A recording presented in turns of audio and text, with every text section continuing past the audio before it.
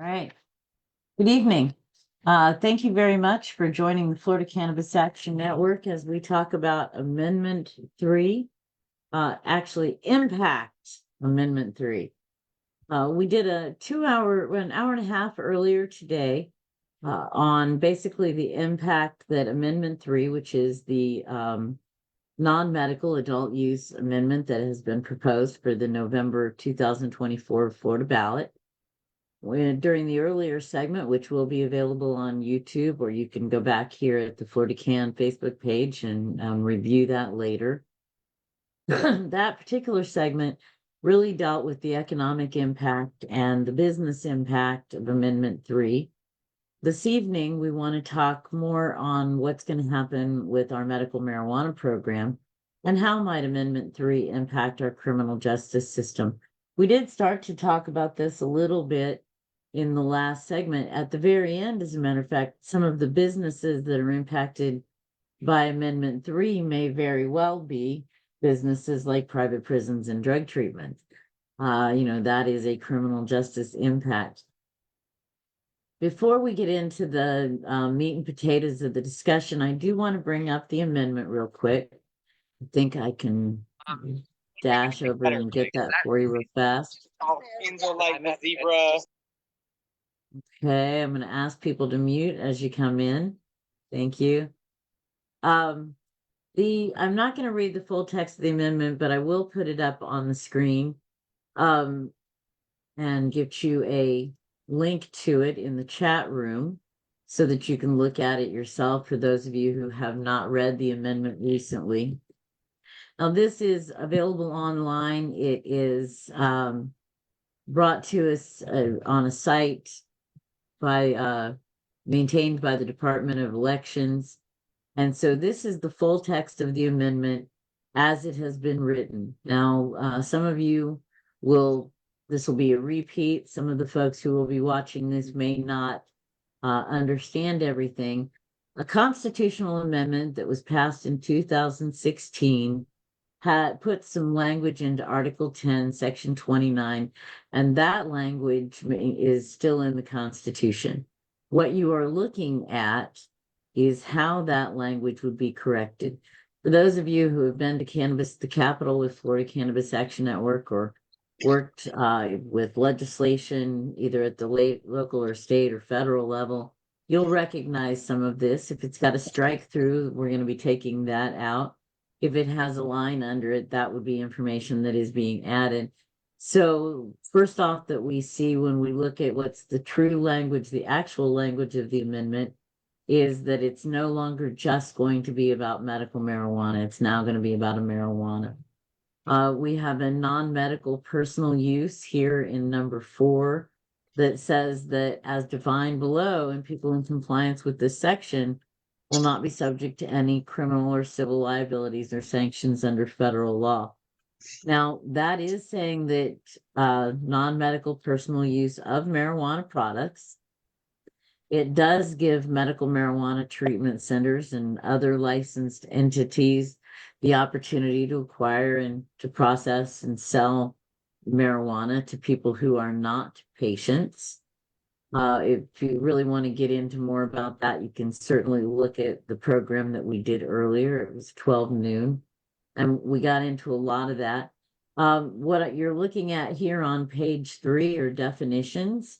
So on page 1, it gave us the right to personal use, and now it defines personal use as possession, purchase, or use of marijuana products or marijuana accessories by an adult 21 years of age or older for non-medical professional consumption by smoking, ingesting, or otherwise. The adult need not be a qualifying patient in order to purchase marijuana products. And from an MMTC, an individual's possession of marijuana for personal use shall not exceed 3 ounces of marijuana, except that not more than 5 grams of marijuana may be in the form of a concentrate. And then we've got a little bit of language that says that nothing keeps the legislature from enacting some stuff. Nothing changes federal law. And finally, that the legislature may provide for additional licenses that are not medical marijuana treatment centers, so that other entities could get involved in the adult personal use. One of the things that got brought up in our first segment, welcome everybody. One of the things that got brought up in our first segment was this financial estimating impact, Florida Financial Impact Estimating Conference, financial impact statement to be precise. And this caused a little bit of discord and a ripple when we gave this a reading. It says, under current law, the existing statutory framework for medical marijuana is repealed 6 months after the effective date of this amendment, which affects how this amendment will be implemented.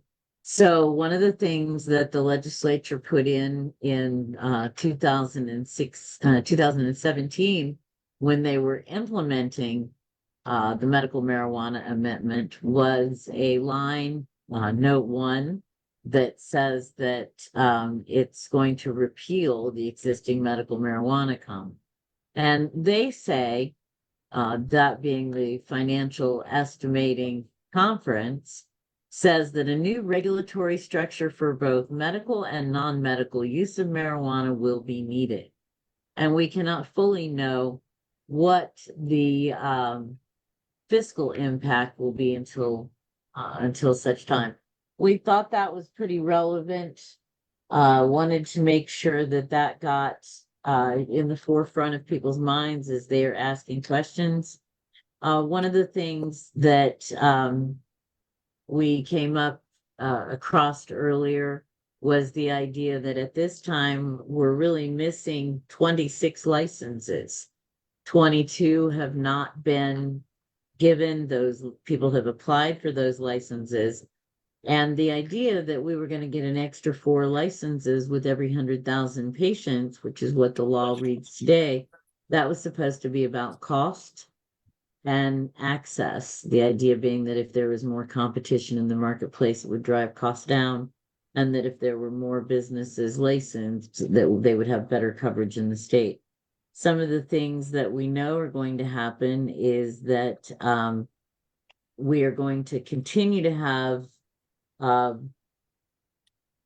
language that we put into the Constitution that protects patients. That's that right of MMTCs to sell cannabis to qualified patients. That exists in the Constitution right now. We also know that they're going to do a comprehensive rewrite of rules.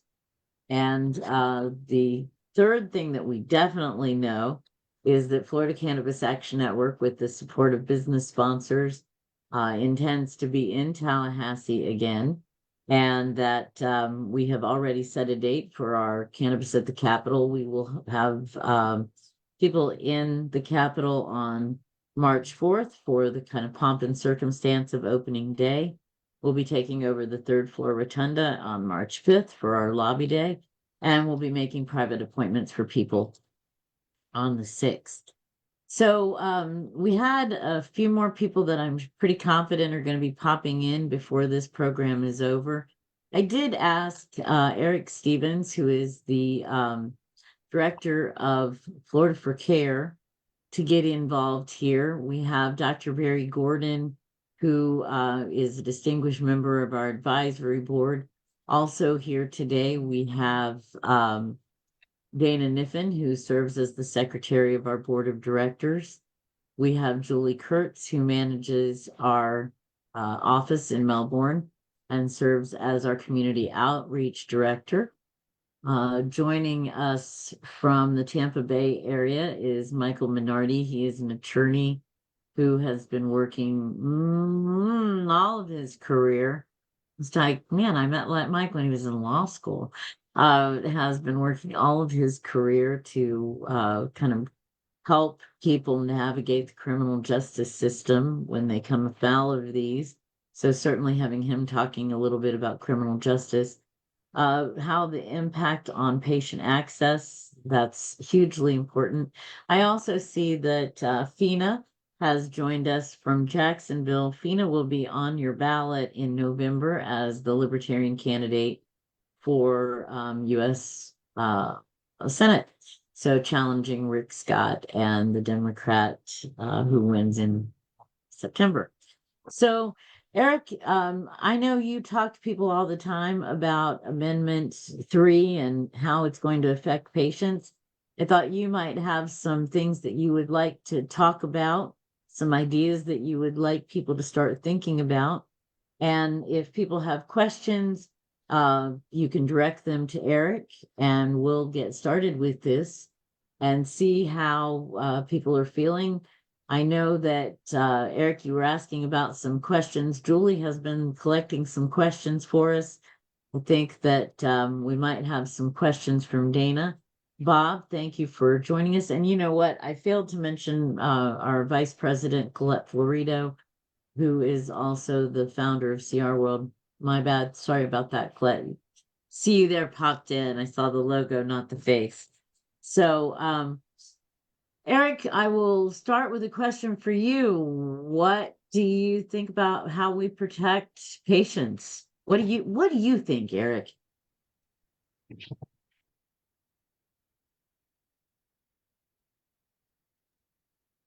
Off mute, dear man.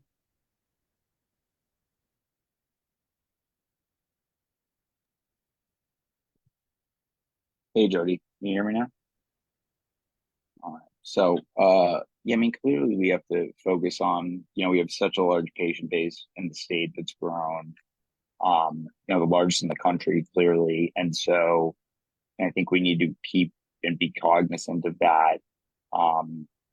And, making sure that, I think I'm going to be talking to a lot more doctors at FMCCE this upcoming weekend. But, we've kind of tried to put together a list of the top things that we've been hearing or that we'd like to see, in hopes that, if we can get, as many of those as we can, um, with, a future adult use system that, I think they would be able to have patients not see much of an impact, ideally, or see positive impacts would be my hope, is what we get to, right?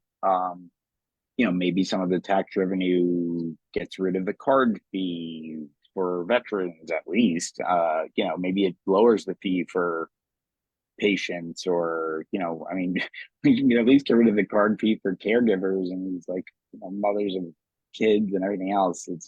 It's silly. Maybe the physical card can be good for longer too, right? Like, I think there could be some good impacts, but, like, a ton of this is going to stem from implementation. And I think the more that people are having those conversations now, the better, right? Like, quick off the top of my head, it's like, skip the line for patients, make sure there's some percentage of product saved, or always available.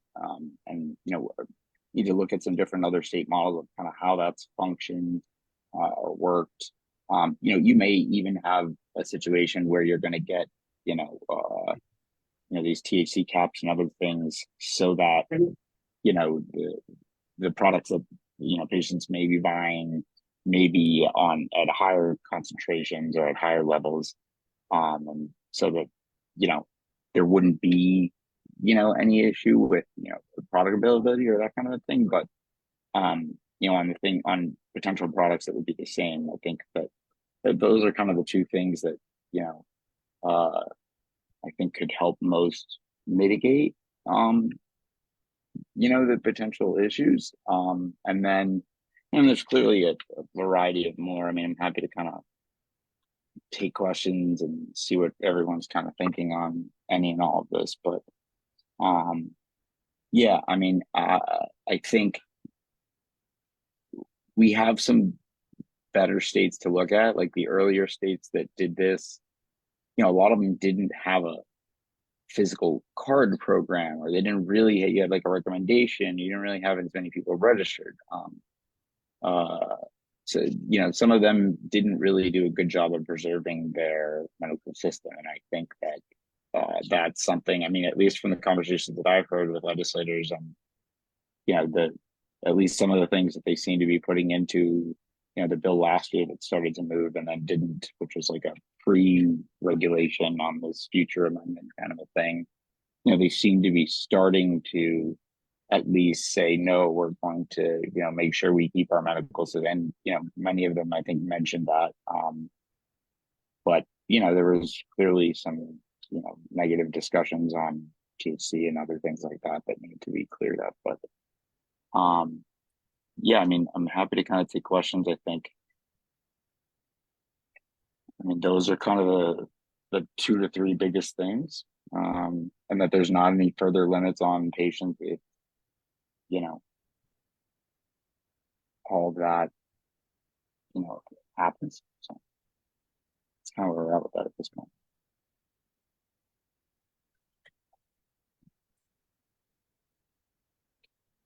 So should I see who has questions and have them on mute? Should we want to put questions in the chat and I'll answer them? Or if people want to just unmute themselves one at a time and ask questions, you could do that. So, I mean, Dr. Barry is on too, and I think he can weigh in if he wants to. I don't know if Let's hear from Michael's Dr. on. Barry. Let's hear from Dr. Barry on what he thinks the patient access will be. Dr. Barry has been scared into silence, Jody, for maybe one of the first times in his life. No, seriously, I want to thank you for this afternoon's session, and it was great. And listen to hear Michael Minardi describe, from the legal aspect, some of the things that may happen in the medical program because we don't have the protections that Dr. Representative Missoula was trying to put in last year, albeit as a part of a poison pill with THC caps. I mean, people that follow this stuff kind of know that, but I'll be honest with you. Note 1, as you call it, which leads to the complete demolition and reconstruction, let's put it that way, of the medical program, scares me shitless. And, I'll be honest with you, it's going to take a lot of convincing for this doctor, to the extent of the protection, which is always my motivation, period. Number 1 will always be the protection of my patients, the protection of our best products at the best price with tax-free status. And, just the thought of everything having to be redone is very scary, in light of this legislature and the conservative nature of the legislature, albeit Representative Gregory, and I coined it last year as Mad Capper, will not be coming back, but we literally don't know who's going to be driving the bus next year. And boy, there's just so many unknowns. Eric, it's going to be a very interesting FMCCE this weekend in Orlando. And anybody that has any more questions about that, happy to answer them. It's the one major gathering of the cannabis doctors here in Florida that does remain. And I want to give a big shout out to Gene Jones for his continuous support of that. So I'll be there. There'll be a lot of docs there. It's going to be really interesting to see the attitude of the docs, because I don't think everybody quite understands that, at least per this appraisal, visa the Financial Impact Council or whoever the heck that was. That's a scary thought, a complete rewriting of the entire medical program implementation. I shake my head at that expectation. So it'll be a really interesting weekend, that's for sure. And I'm going to be a very interested listener to the rest of this evening and happy to chime in with any, answers that I can provide. Yeah, great. And I think, there's definitely, some question marks that need to get answered, right? And I think, the good part about FMCC and all these positions, I think any last questions we have, let's figure out what those are. And then, the office of the OMMU is going to be there. And, they have put in a ton of work into this. They have a ton of trained people for this. From what I've been hearing, I don't know that there's another silo that wants to take focus on remains to be seen, is kind of who would be in charge. But, you know, seemingly if you're talking about, I guess, a rewrite via copy and paste, I guess potentially, right? But I don't think they're just going to like, oh, we're going to entirely change this. But like, I mean, unless you can see what the like benefit of that would be. I mean, maybe they would have some stricter rules they try to put in place or some things like that. But again, that's kind of all on the legislature and implementation more so than it is on, any of these other, specific details. Like, we didn't have any specific details on our amendment when we passed it. They've kind of been working off of that and kind of implementing. So I just don't, I think there's some question marks, but I don't think there's been anybody who's been like, oh, we want the program to be gone and, patients to be under that same. I mean, I haven't heard that yet. Maybe it'll happen, that I'll hear that from somebody, but I haven't heard anyone, mention that at this point. But I mean, I'm happy to hear what kind of people think may come. But I think that was kind of my third point is, making sure there aren't any new, ridiculous, restrictive rules that are put in place for patients via implementation. So, I mean, that would be, how I would see it. But I think we need to talk to, MMU, and ideally we have OMMU also pushing for the exact same things. They have to go there every year and ask for their budget. They have to do all those other things. So, if you don't think that they're trying to make sure that it stays, I think that would be just not accurate. So Eric, I'm hearing you say that when you talk about a silo, and I'll bring people up to speed because of course not everybody's in the same, has as much information as the next person. Right now, almost the entirety of the medical marijuana program is implemented by the Department of Health. And as Eric and Dr. Berry mentioned, the Office of Medical Marijuana Use is going to have an exhibit booth at the conference that's coming up this weekend at the Rosin Center in Orlando. And that starts Friday night. Saturday morning, I put in the chat that Eric is going to be moderating a panel on this very same topic. So that's why he said, be sure to bring your questions out today if you have questions and concerns. I think that what I'm hearing you say is that unless the Department of Business Regulation or the Department of Agriculture was like, wow, Governor, we really want a total rewrite of the program, that in your opinion, they'll reauthorize what we already have and then add something to it. Is that what I heard you say?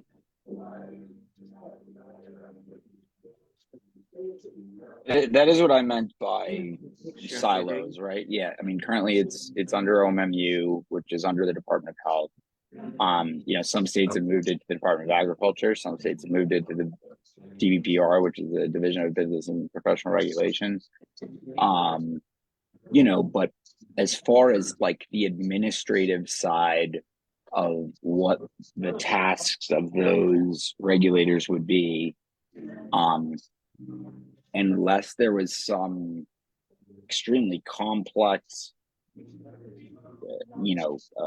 system that was put in place for adult use. I mean, they're going and do the same inspections on the same types of buildings, the same packaging inspections or product inspect. Like, I don't know from a regulatory, like, and if there's additional costs, they're offset by the additional tax revenue, whatever that's set at potentially too. So if you have to add more, inspector or whatever the case may be, but I mean, I'm happy to hear any and everyone's kind of thoughts. I mean, I think we're still in a listening and paying attention and making sure that I mean, all these legislators, the other thing is they're all going to be out campaigning over the next couple months here. And,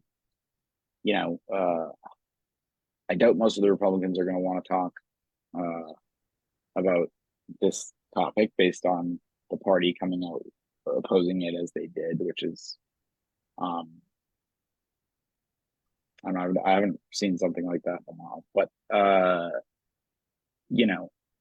I do think they will want to do something and say something positive on medical. And I think getting them to commit that they will, work on this, I want to get that veteran ID card bill passed yesterday, 2 years ago, 3 years, like back when Ray Rod filed it with the poison pill. I mean, when was that? 5 years ago at this point? Like, it's just, there's little absurd things like that that I'd like to be trying to push, and putting in some specific protective things like this and kind of having it be like a patient protection type bill. I mean, I think that would be ideal. And, if we had a good, if we have some good sponsors that will commit to doing this and co-sponsoring it going into next year, that we can then, have them talking to other legislators or be asking, oh, well, will you get behind this, as it relates to medical? I think the more, interactions that people have with their, local officials, the better, so that, they make sure that they understand and know that, right? So those would be kind of my 2 points off the top of my head on that. I see we have a hand raised here. It's me. Oh, it was you. All right. Oh. It's me. I would be interested to hear what people are hearing, and what other people are what you're hearing.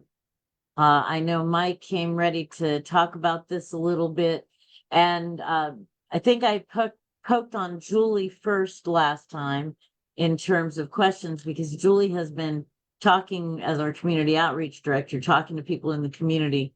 So I think the question to everybody is, when you are talking to people and they are patients, are you hearing any concerns from patients? And that's what I'd like to hear from everybody, if I can. Yeah, I mean, I think, the one thing that I think people brought up that I've heard relates to, any, like, oh, there's going to be, these long lines, there's going to be a bunch of new people going to places. Are patients going to have to wait behind those people? Number one. And then number two, is there going to be anything for them when they get there if they are behind? And so I think those things ideally are fixed with a, skip the line, possibility, and then, having some sort of, making sure that there will be product available. Like, I don't know what that percentage is, or if it's of each one, or just some specific, different products that are more on the medical side, right? No, I'll give you the percentage, because I see patients every day, and it's a good 50% of my patients flat out tell me they're voting against it. The main reasons are access, lines. People have seen in other states directly what's happened to the medical programs. Got to remember, we have a lot of snowbirds that are in the program, and a lot of people that have moved from up north. So, and out west, they've seen what's happened, So, I mean, I can give you the percentage, and it's 50-50. Patients ask me all day, every day, what I am going to do. And I tell them I'm watching very closely. And my belief is that nobody should ever be arrested, okay, for the possession of a plant. And that's obvious. How much of that this takes care of course, is speculative. And I know, Jody, that's the purpose of tonight's, discussion as well. But from the patient access side and the patient fear side, believe me, I hear it, and I answer the questions of my patients every single day. So the assumption that the medical patient, quite frankly, is universally behind Amendment 3 is far from true. And I've had reporters reach out directly to me asking me about how the doctors feel about it. And I surely won't speak for every doctor in the state, nor would anybody expect me to. But believe me, there's a mixed bag of opinions amongst the doctors in the state with a lot of fear. And that was even before, quite frankly, I think there was an understanding that there could be this entire rewrite, of the program, which is really fearful. So I think, in light of that, you may find more doctors, really erring on the side of caution right now, and accepting, what we have is a program that, in this humble doctor's opinion, is a medical program that is absolutely legitimately 100% helping my patients, and I'm happy for that. I want more. I want better. I want cheaper. And Jody, it was so interesting earlier today, the discussion of the 30 licenses, okay, that we should never be denied, okay, in this market, okay? And no matter who ultimately can sell cannabis in the state of Florida, which may be the way to some degree of more horizontalization, so to speak. Surely 30 more entities allowed to grow cannabis, okay, until home growth somehow ekes in. Let me tell you one thing that's kind of interesting about this whole debate to me. And Eric, I love you like a brother, and I agree with you on pretty much everything you say. But the one thing that I don't agree with is that you don't know where it came from with the Republican Party and or the governor, okay, coming out in opposition of this, Amendment 3 campaign. Of course, they're against it. And Jody, I'm going to tee it up for you for the first time tonight to talk about who you vote for, okay, is significant. And it's more significant, okay, in this upcoming election because of who will be, taking over to the extent of the implementation of this new legal adult use program if it passes, and the continuation of the enhancement of the legal, of the medical program. So I know that's a big point that you like to make, but Eric, there's no surprise to me that the governor, has been disingenuous for his reasons too. He talks about not wanting to alter the, family environment in Florida and, the hotels, God forbid at Disney World smelling like, cannabis or something like that. Okay. No one's allowed to smoke cigarettes, okay, inside a hotel either. Okay. So, I mean, he's been disingenuous about a lot of that stuff. And I'm not surprised about that. But the fact that the Republican Party, the statement is against the bill, whether or not the individuals in their campaigns will be honest enough, okay, to stand up and answer questions at campaign events about whether or not they support Amendment 3 and how they feel about the medical program. I'll be as honest with you as I can be. I was so scared after today's afternoon hearing Michael describe, okay, all the things that could happen to the medical program. I'm not saying that he says he expected it to happen, but just the possibilities of what could happen, okay, if Amendment 3 passes to the medical program scared me so much that I put a call into Representative Buchanan, my state representative, because I want to discuss it with him. And that's how freaked at the whole re-implementation possibilities of a program on top of what I feel right now works pretty damn well for the patients, and it's scary. And in general, I've always been in favor of slow, steady advancements, which leads me to believe that I'm still in favor of Amendment 3. But I'm in favor of it with a lot of fear and the ability to change my mind, quite frankly, as the process goes forward. And I'm watching it every single day. I haven't heard anybody yet mention the Smart and Safe campaign ads yet for them. 1 60-second ad, 3 30-second ads. Everybody look them up. They're very interesting, very slick, very polished. And I can't say I blame Smart and Safe for this, and I'm not implementing or implicating them on this, but there's no mention of medical zero in none of them. And they do mention the inability to access cannabis in a safe manner. And in no way in Florida right now, without the implementation of 3. So, I'm not, like I said, I don't know how they handle that necessarily in an honest fashion in a 30-second ad, but it's going to be a very interesting campaign. But I haven't heard anybody talk about that yet, and I can't wait to talk to Lauren Niehaus, who's going to be at FMCCE, this weekend, and the other True Leaf reps, and and really see if somehow the docs can get behind this in some type of positive fashion. But there's so many questions that it's just going to be a very interesting period of time as we lead up to the election. Yeah. So, Dr. Berry, let me hit on, I think, your 3 things. Number one, the Republican Party stuff. I can't say that and maybe I misspoke. I don't know if I said I was surprised that they did that. I just, based on the talking points that were kind of coming out, I just hadn't, we didn't have to deal with that with our amendment. We had all the sheriff, we had Grady Judd, we had some others like that were, against it. But, to have a supermajority of state elected leaders that also work with their local leaders whenever they're talking to them, and whenever they're talking to constituents or whatever, are going to be telling them like negative things and, not to vote for it again. Like that's the part of it that I think is, just like a little, I guess I'm just a little surprised it was so overwhelming. And like, you're basically kind of telling everyone to have that opinion, even if they individually didn't. Right. So it would be interesting to see the candidates and where they're all going to fall, if any of them would stray from that, line or not. Right.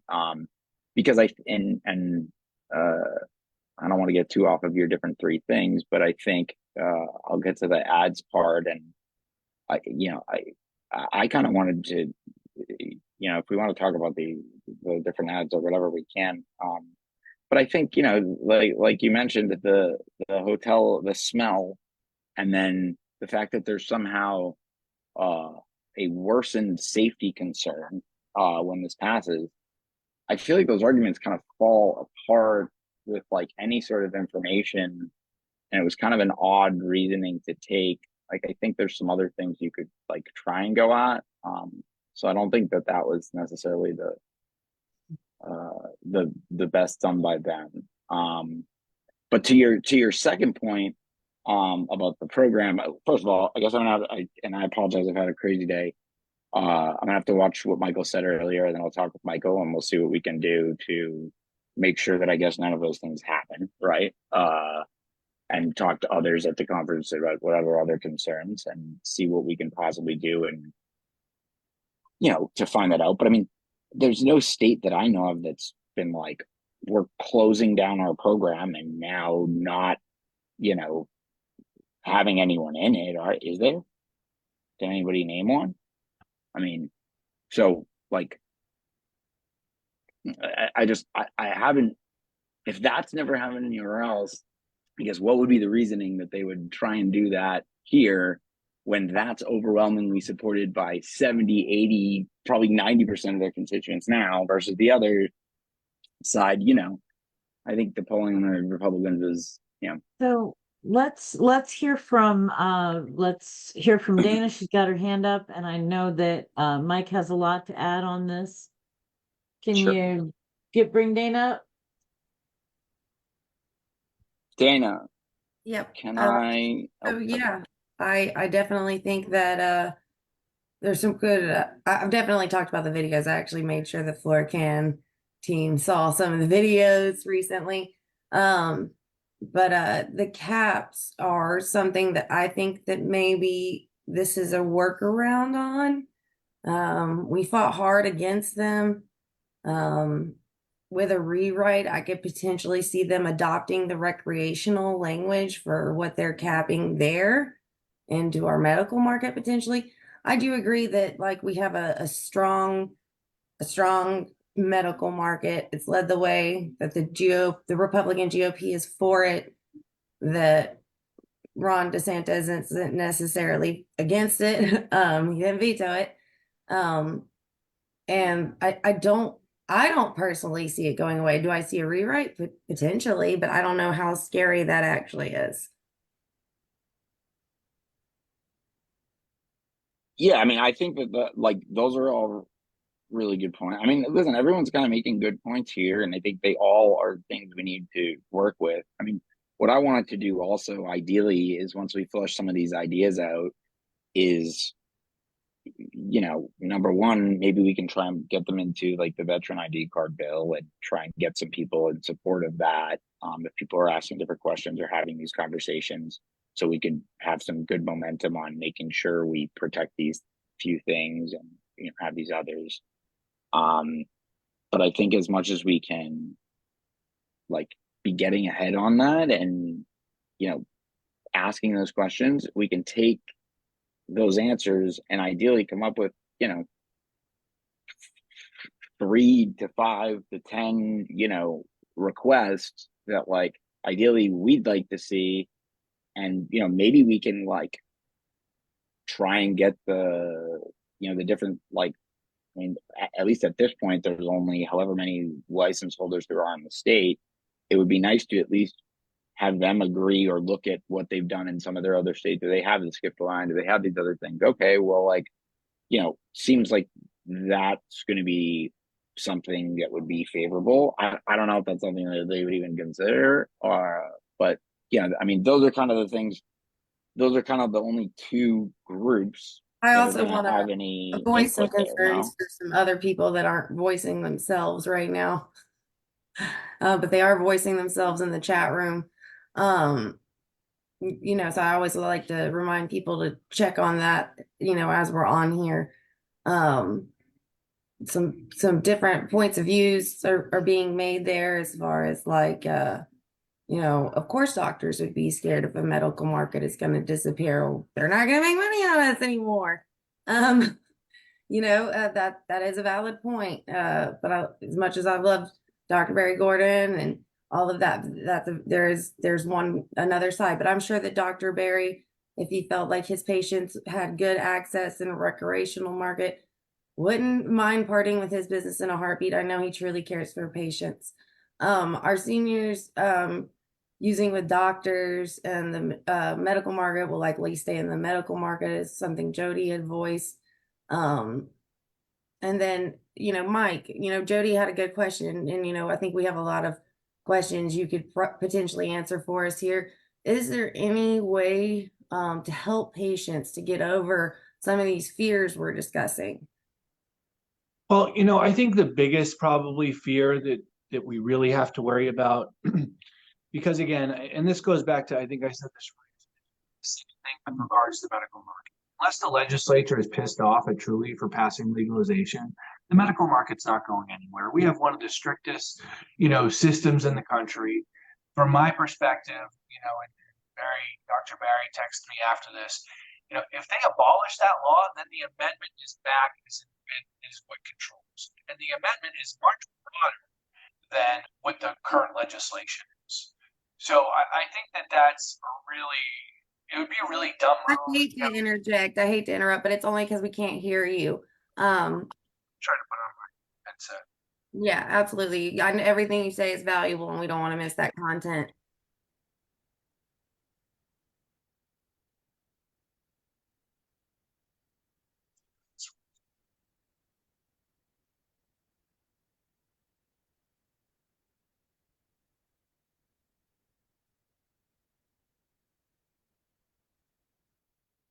Okay, how's that sound?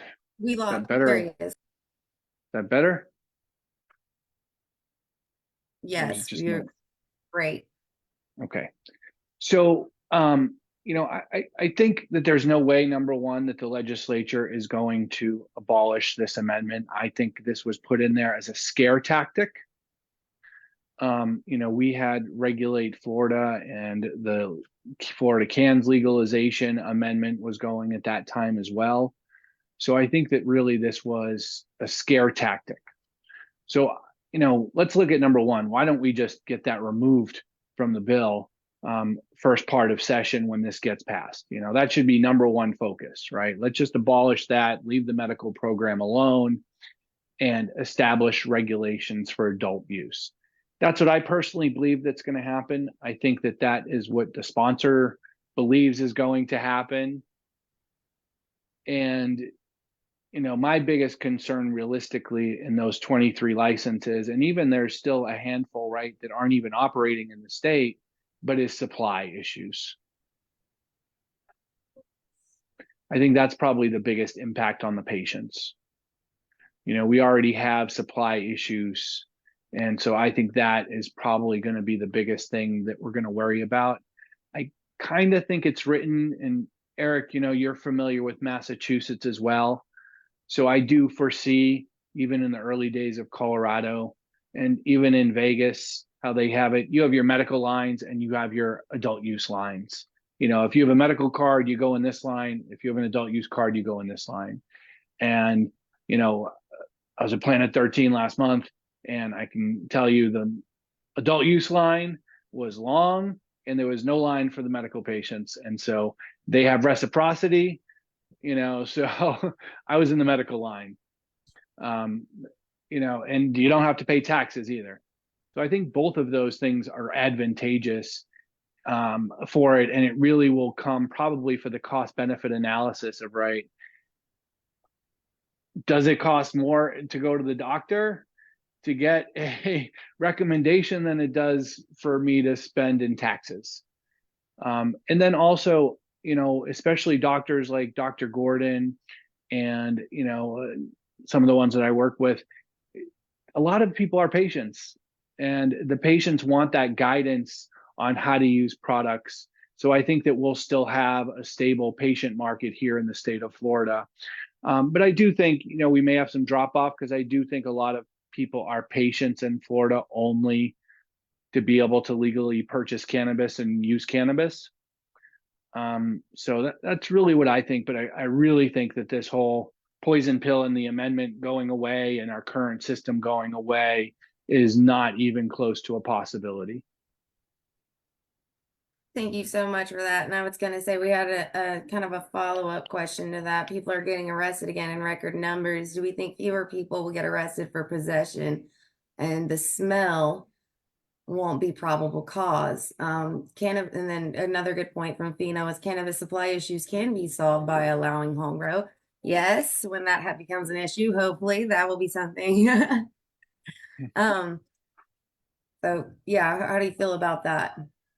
So, the arrest issue, I think, is going to depend on an educational platform, which I know our legislature will not do, right? So it'll really be up to us, the organizations, to make sure that people know how to be able to use cannabis legally, right? So we go back to the in the container issue, just like here, medical patients are still getting arrested in Florida, if they don't have it in their medical container from the dispensary.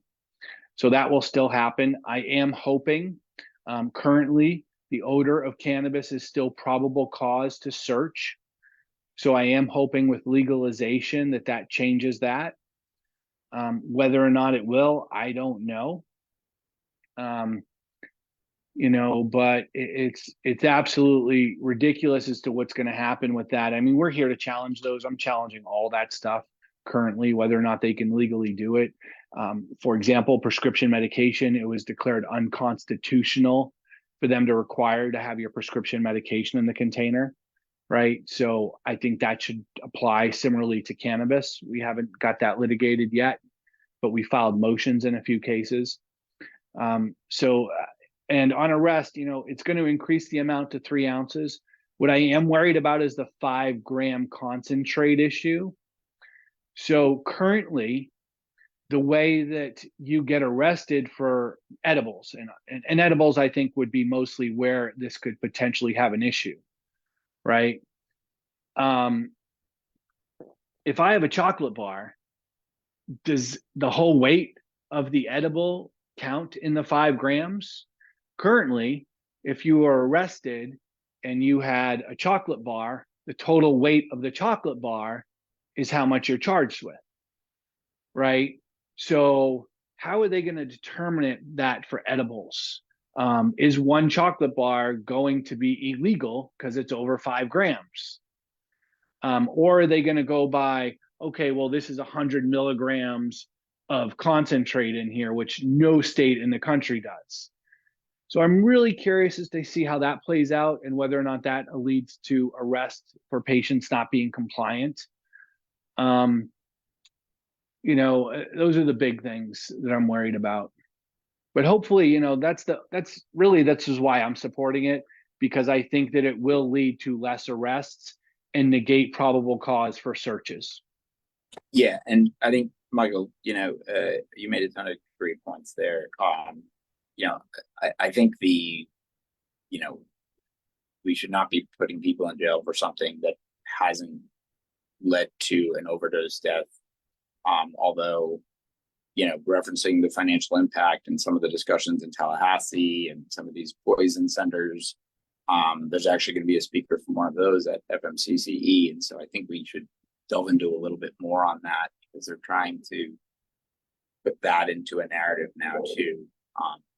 And I feel like that's kind of interesting. I think the really safety issue right now is probably for people that are non-medical program getting something that's not tested, that's contaminated, and having an issue, or not knowing how much of any active ingredients are anywhere. It's an edible product or something. Seemingly, if it's from another state, it would have some sort of labeling. But I do think I think there'll be some patient numbers that initially will drop off, but I think once people start, they may not recertify right on time away, right, and once they've gone for a month or two and are seeing how much they've been paying in taxes by not going, like, I think that will go back up. I think you'll also get people that were, maybe getting, product from wherever before that may, start going in and realizing that they should have become a patient prior, will end up actually, we could see an increase in the number of patients, I think, because you're going to have more people that are coming in and kind of realizing this and being in a regulated market with some kind of safe tested on that products. On that note you're talking about right now, on whether or not patients will continue on in this market or it'll gain more patients because maybe they don't have these caps and these regulations that the recreational market is going to have. And then on top of that, we did have someone mention the fear of, like, because of these caps on the concentrates in the recreational market, that people are going to run to the legacy market. And that's and I think that, yeah, so it'd be nice to look at, I think, a couple things, and we're going to try and put some paper and information together on the site. Ideally, is kind of like, what have some other states done for percentage of product, that's been allowed? I mean, I don't think there's one state that's not allowed patients to skip a line. I don't see that becoming an issue. I think, it's people are always just kind of talking about what products or the products that they need, or yeah, you may have something, but you're not going to have the whatever. So, like, I think as long as there's something that can be put in place for that, maybe we could mitigate. I kind of find that was an interesting point that Michael made on the edible products. I mean, I seem to think that they would, use the active ingredient amounts for that. But I thought it was odd, and I've heard even operators talk about this at a conference that I was recently at, but that they think that there may be a daily purchase limit on adult use,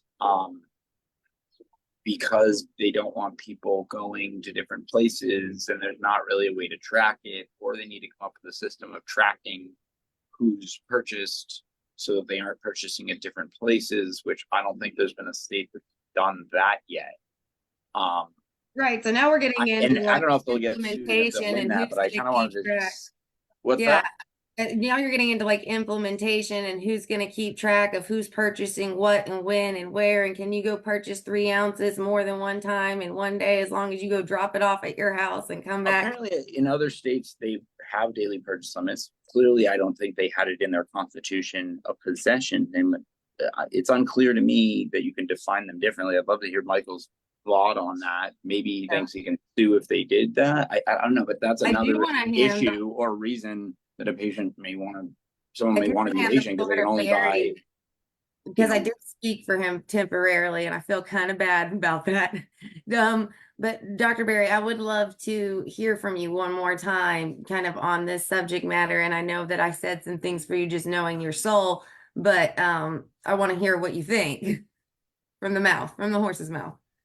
Well, no, I mean, what I think is that the quality medical practices, quite frankly, will do great, you know, and I think what I fear, not to death, okay, but to cannabis overexposure.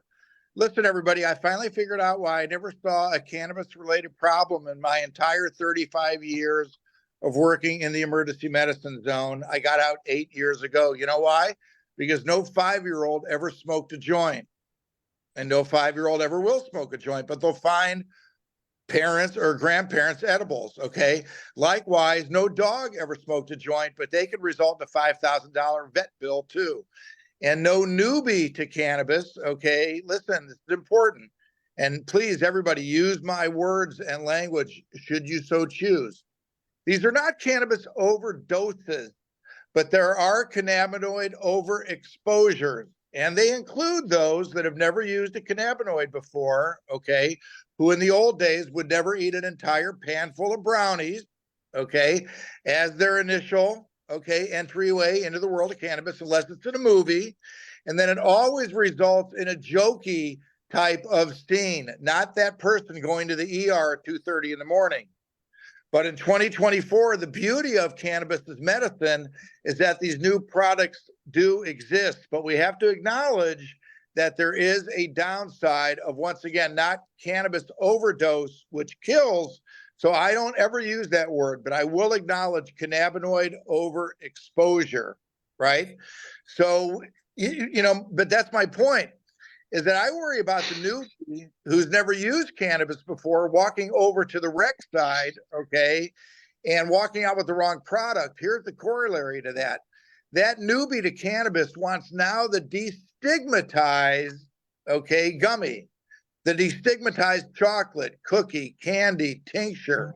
Those are the things that actually can get that patient at 2:30 in the morning staring up at the ceiling of their room with an elevated heart rate and anxiety. Yeah, like a Senator Simon, okay, that doobie one can end up in the ER, okay, with that cannabinoid overexposure.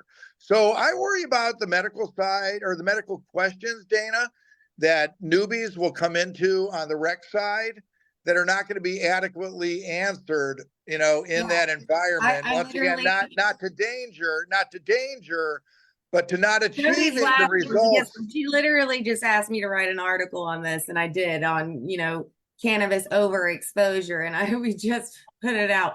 And it is going to be a huge part of, if this happens, in my opinion, what FLCAN does is going to go out there and help educate people about cannabis, because it's going to be we're talking a way bigger market. We have tourists coming in. You know, we could talk about the reasons that this might potentially be value, which I think are being ignored, which Colette always so kindly reminds people of some of the big reasons this could be beneficial to Florida. We don't have reciprocity in our medical system. We are one of the biggest tourist states in the United States of America.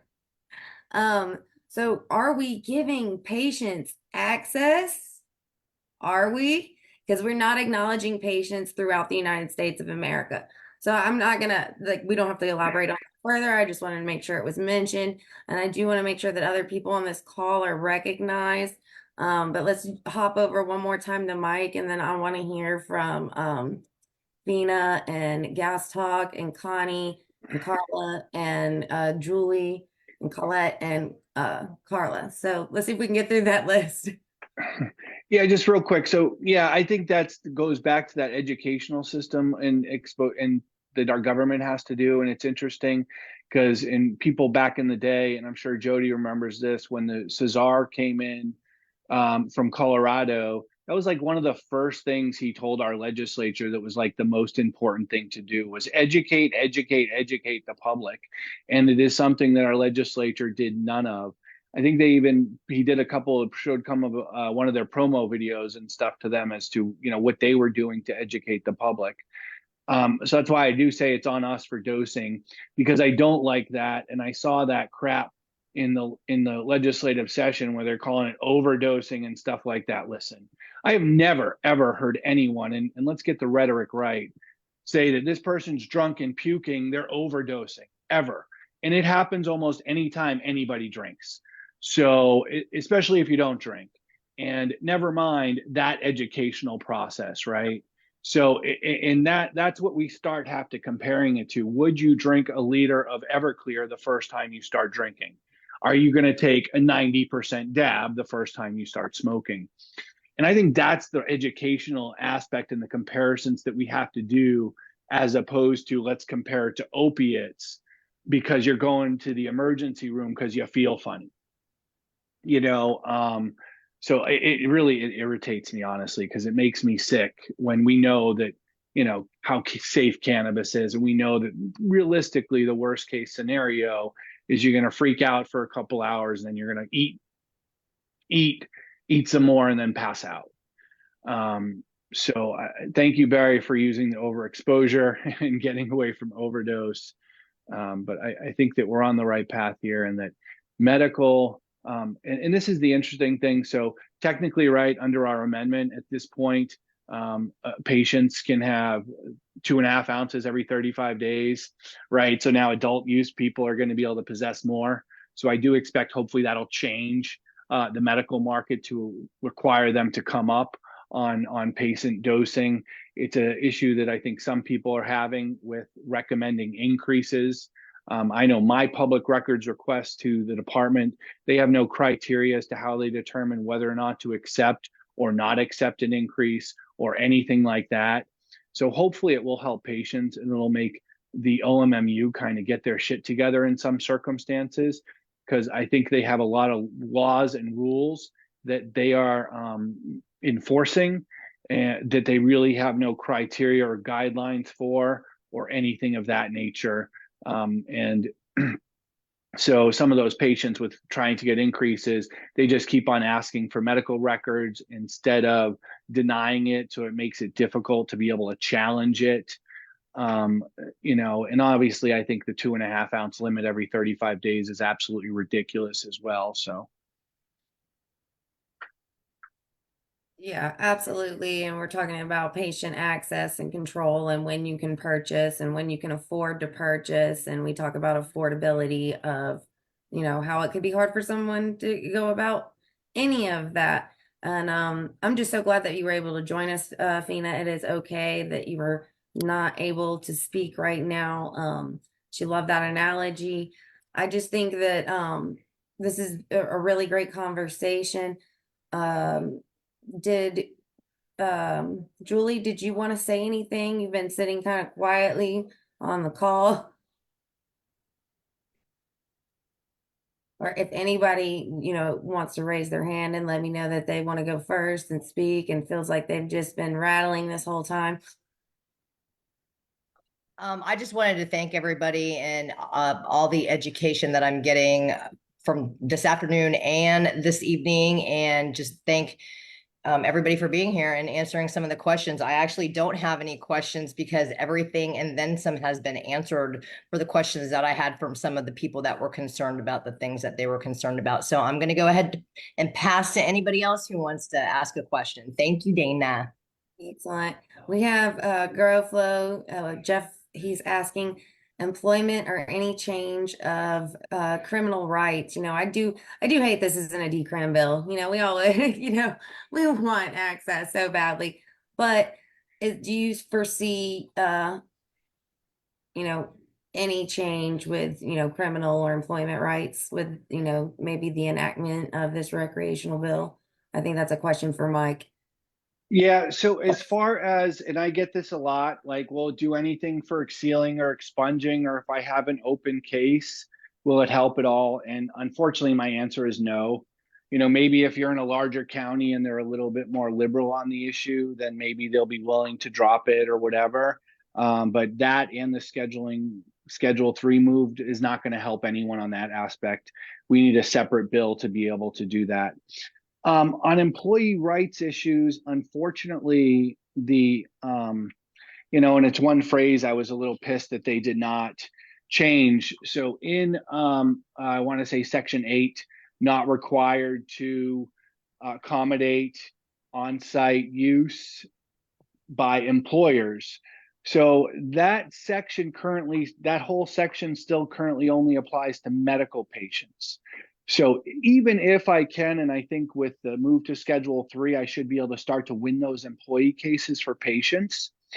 I don't think that will have that same impact on adult use patients. So no additional protections for adult use users, but I'm still hoping that we can win the lawsuits for patients. So we Yeah, obviously have a wall that we still need to work on, and it's creating more potential criminal arrests is what some of us are hearing from you saying that. And I hear Barry chiming in. Yeah, Mike, it's interesting. It's something that's come up in some of the earlier discussions that we've had with the Trulieve rep that came into the doctor meeting a couple weeks ago. I think Eric was in the meeting and can confirm this. One really interesting thought is that if REC passes, and listen, to me, it's going to be interesting with that 60% bar. It's a high bar. If and when REC passes, they may be so PO'd, okay, at that legislative level, okay, that all of a sudden medical may become like the beloved firstborn, okay, so to speak, versus REC bastard stepchild, so to speak. I've had that thought. And no one seriously, if No. played right, it may actually allow the holder of the medical card to maybe get that veterans access that we're looking for, maybe to get those protections in the workplace for medical card holders first. Can you imagine being able to get home grow for medical card holders first? I'm not saying that is the best of solutions, but I don't think it's a quite illogical way of looking at things. So I really thank you, Mike, specifically tonight for bringing me back to reality, and Eric as well, to the extent of the unlikely nature, okay, of them demolishing everything to the negative. Yes, and Dana, you're right. Hopefully we can get rid of the ridiculous 2.5, every 35 days and get everything to the positive. So I thank everybody for bringing me a little bit back up to, this evening. But when you offer discounts, you want to be able to go get more than 2.5. Let's be clear. We want to save money. And those are the subtleties that's why I went up to Tallahassee to fight next to Nikki Fried in that news conference, as I did, and I was proud to do so.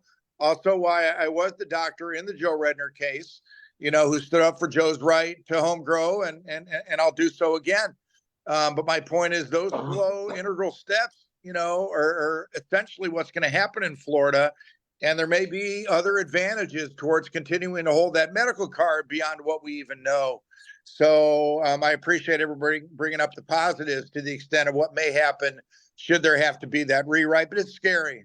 Yeah, and look, I think I was more pessimistic on it too. I think the more I've been looking into it, the better I've started to feel.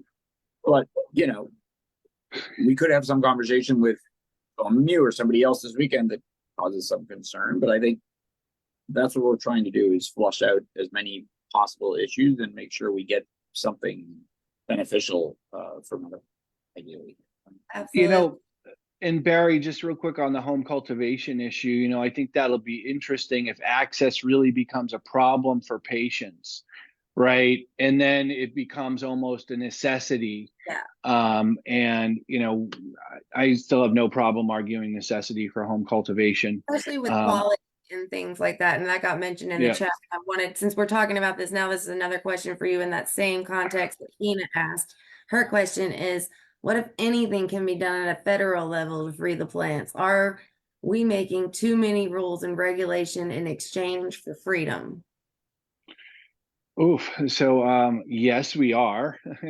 And is it freedom when we're limited, right? Of course not. So, I don't think anything will happen with the feds. And really, again, this goes back to look at how much Trulieve is put into this state. Look at how much the big MSOs are now putting into federal lobbying. And I think even if we get federal legalization, it'll still be a states' rights issue.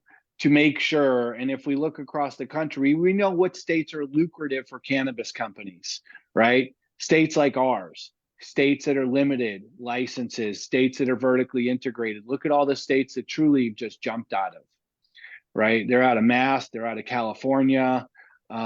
So, you know, I think no matter what, it's going to be a states' rights issue. So realistically, we have to continue pushing on the state level. You know, I think we have 2 years of legislative issues. I'm still surprised kind of that the lines, the district maps haven't gotten thrown out yet from 2 years ago that we currently live in Florida that created this ultra majority Republican Party. Just so everyone now knows, I'm NPA currently. I know a lot of people crossed me off because I was a Republican last session, but I moved to NPA so you can like me again. So, you know, I'm really worried about it. And I think just like everything else, that these companies are in here to make money. Allegedly, they were all told at the beginning, and I heard this like from 2014, and I'm sure Eric heard these rumblings as well.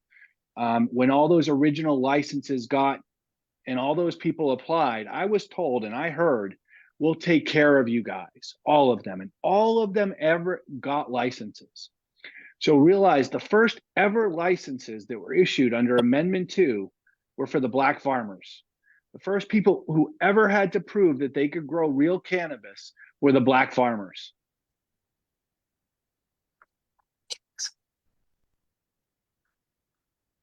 Go ahead, Jody. I was actually, I wanted to get some clarification when Mike was talking about nothing in this section authorizes the use of, like jobs and accommodations and things like that. That's the limitations in the back, page 3 of 4. Some of them specifically say medical marijuana. Some of them just say marijuana. I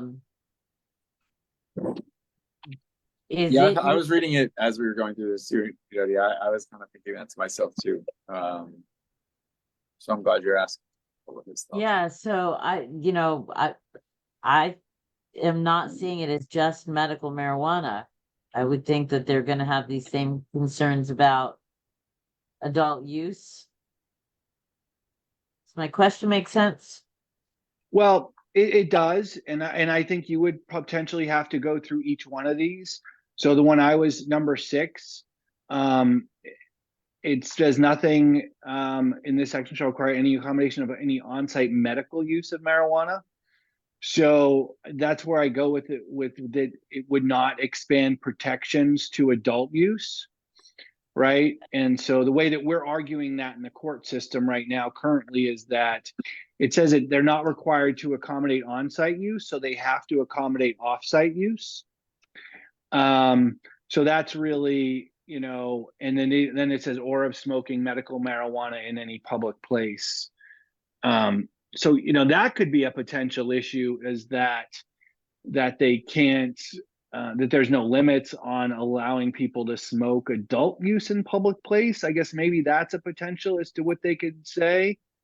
Because there is nothing in the amendment that prevents public use, because that's the section that they were using to prevent public use of medical marijuana. Right. Yeah. And personal use, where is it? Line 4, the non-medical use by an adult as defined is not subject to any criminal or civil liability or sanction under Florida law. So I can see why they're kind of concerned about that line. Well, we have that same line in the medical, and it applies to medical, and that's been a hard thing to get actually applied the way that it reads. That's true. I see that. Shall not, and yet we are still being sanctioned all over the place. Okay. Right. So you're right, Dana. You did tee me right up, or I guess Barry teed me right up for. At the end of the day, it's all going to be about who we vote for. This has been a fascinating discussion. on what's going to happen. Really, I keep hearing the same thing over and over again. There are a lot of questions. At the end of the day, this is moving the ball forward, and we would respectfully ask that you consider voting yes on Amendment 3. We're all going to be keeping the discussion alive. If you have the ability to attend the Florida Medical Cannabis Conference and Exhibition, fmcce.com, you can still, I think, get tickets. And we are going to be having a lot more of these conversations. Florida Cannabis Action Network, it'll be booth 202. And Cindy Soto and Joel, I'm afraid I don't remember his last name right this second, will be staffing the booth for us. I'm going to be speaking on a panel organized by Eric Stevens on Saturday morning about this very topic. So anybody have any last thoughts, concerns? Bob, I think this is the first one of these that you've joined us for. Thank you. Good to see you. I appreciate that very much. Edna, any considerations before we wrap up? I've been listening, and I definitely agree that this is going to be an uphill battle, and we just have to see how this is going to play out legislatively. But I'm just more thinking about the education part, and seeing about how we can really educate people about marijuana before, you know what I mean, as things start to roll out and hopefully progress in the ways that we'd like. But I feel like the education is really going to be key, just like I believe one of the gentlemen was saying, your first time you're smoking, you're not going to go take a, 90 milligram dab. But we have to make sure that we're putting the information out there and make it easy and accessible, from elderly to the 21-year-olds, just so that they see that we're taking the precautionary measure as opposed to, of course, we all want to say, but we want to be safe about it too. So I'm just interested to see how things progress and how we can kind of develop programs and really put the information out to the community, because that's what I feel like is really important to me. And it is, and that is the mission of Gas Talk. You caught me laughing. I was laughing at Grow Flow. He's voting no, especially after today's talk. Jeff is a vote no kind of guy. we reckon him to Dr. No, good grief, I can't think of the guy's name in Congress who voted no on everything out of principle. Ron Paul. Dr. Ron Paul, who voted no on principle. And Jeff, I can believe that you would be voting no on principle on this. There are some big, huge question marks. There are a lot of people who are already getting access to good quality cannabis. You say patients first. We absolutely agree with that, and we have a lot of things that we need to do to protect the current market. Julie, I thank you for prompting this segment. Julie said, we've got a lot of people out there who have questions, and I don't know if we've answered all of them, but we have until November. And we will see if we can have a couple more segments that are available to the Florida Can members between now and November that will come directly from the campaign, because we'd like to hear how they answer some of these questions. So thank you again, Julie. Cindy, I look forward to working with you this weekend at FMCCE. Cindy is the managing partner at Ambrosia. So thank you, Ambrosia Advisors. Did I get that right? Oh, yay. Getting the name of our business partner is Colette's job. She does a much better job of it than I do. Thank you very much for coming out tonight, Colette. Fina said she is not able to ask any questions, but yeah, I agree with you, Fina. This does not sound like what we were looking for when I started doing this, and that is safe, legal access, and it's affordable to the plant. And, Florida Cannabis Action Network recently, for those of you who don't get our stuff all the time, we've recently adopted some things that we feel like need to be kept in mind, and putting cannabis back in the garden is certainly one of them. I loved hearing from Eric Stevens tonight as he detailed some of the things that are answers. You know, Eric, I was really proud to know that when I said, well, what have you been hearing? Your answer was basically, well, I already told you that. We're going to make sure the patients can skip the line and that they have to have a supply. I'll remind people who are just tuning in that Eric Stevens was an instrumental part in putting patients first in 2014 and But again, 2016. we'll always put patients first, even if and when and how this passes. We will be fighting for patients and their rights and trying to retain our medical market and our tax-free market and our right to access, our right to quality access, our all of it. I mean, even now we should be holding our medical market more accountable. So, Right. Well, and I would say too, right? I appreciate that. You know, for if people are voting no on principle, whatever, yes on principle, whatever their reasoning.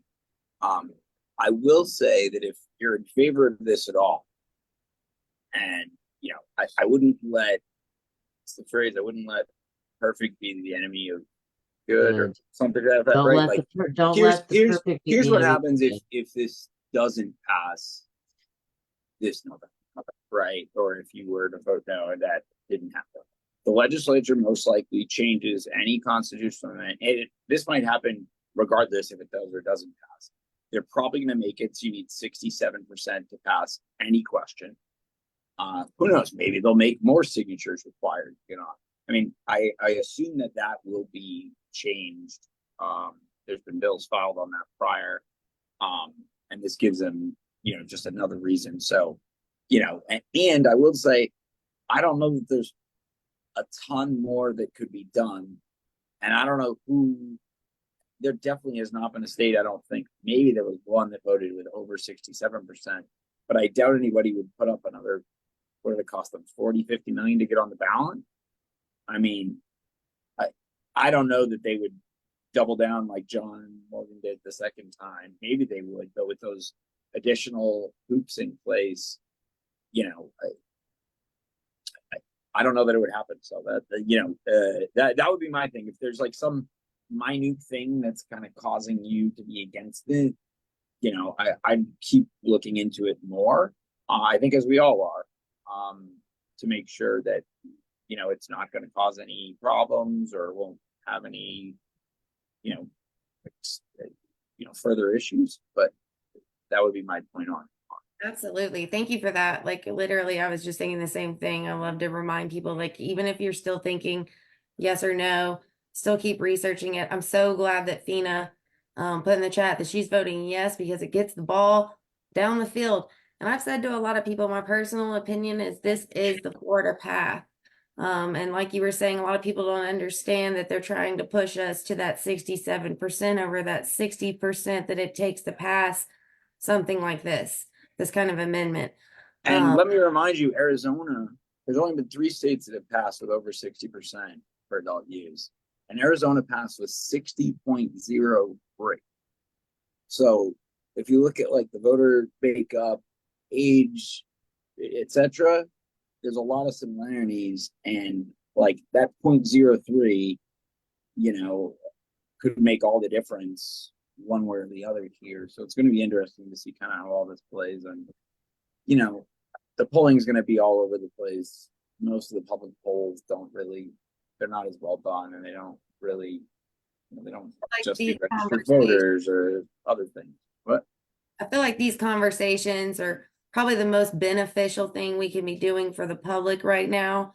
Because the more we talk about it, the more different perspectives we have on whether we're agreeing or disagreeing. We're literally creating a conversation that can actually, we can show people, you can have a conversation. It could be a little uncomfortable. It could be a little confusing, and you can make some decisions and talk about the what ifs and be prepared, because ultimately there will be an outcome at the end of the day. And many people who are going to be against this are like the CFO for the state came out after, there was a car accident with somebody who was on like a bunch of prescriptions, you know, and also had like used a vape pen, I guess, and you know, used that as a reason to be against it. So like there's going to be plenty of people out there that are going to be, you know, trying to use their voice to, you know, scare a lot of people on this. So, you know, do your own research, look into it. And Do you have final words on moving people towards yes?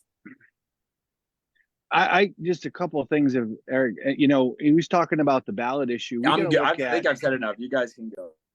in all likelihood, if we don't get this now, the earliest we're going to get it is 2028, because I don't see our legislature doing it. I don't see it passing in a non-presidential election with a low voter turnout. That's why it's important. And I get it. It's not great. It just puts more money in the MMTC's pockets. But, you know, our black market is thriving, and we need to pass this year. I really think. And I think it's going to be a huge uphill battle because of doctors, because of patients, or some are against it, but also because of what Truly did this past legislative session to the hemp industry. I know the hemp industry is pretty pissed off with them too.